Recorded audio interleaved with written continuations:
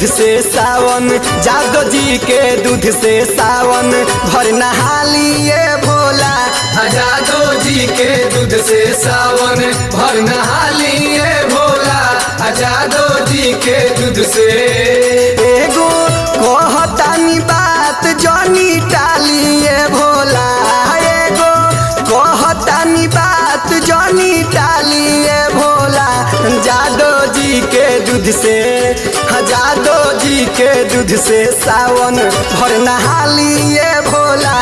जादो जी के दूध से सावन भर नहा लिए भोला। जादो जी के दूध से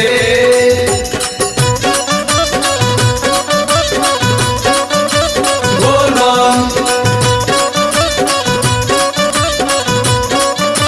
बोल बम। बोला बोला देवघर वाले बैजूनाथ की जादो जी के दूध से सावन भर नहा लिए भोला। जादो जी के दूध से रोए हसे वक विचार एकर सुध बा। कांवर में लेके आइल गैया के दूध बा। बोल बम बोलत रहा, भक्ति में शिव के डोलत रहा।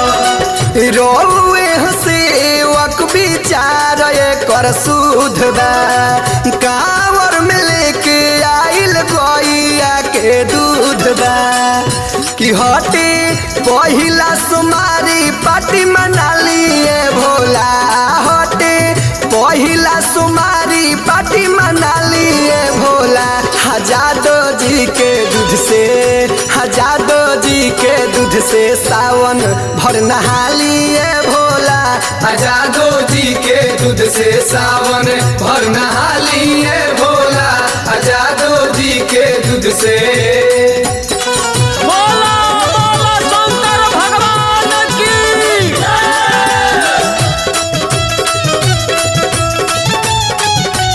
बोल बम।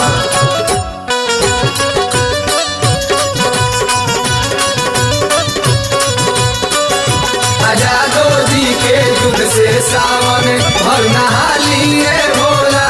जादो जी के दूध से रउए पसन के लाइल बा पारा शादी। भोला हई भागता के भगती देखा दी।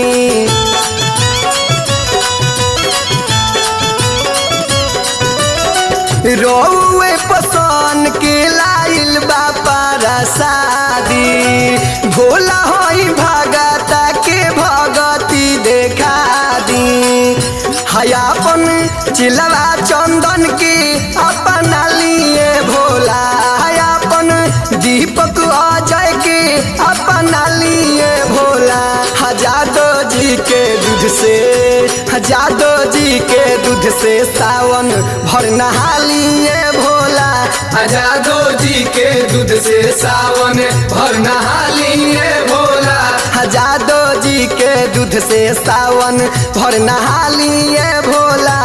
जादो जी के दूध से सावन भर नहा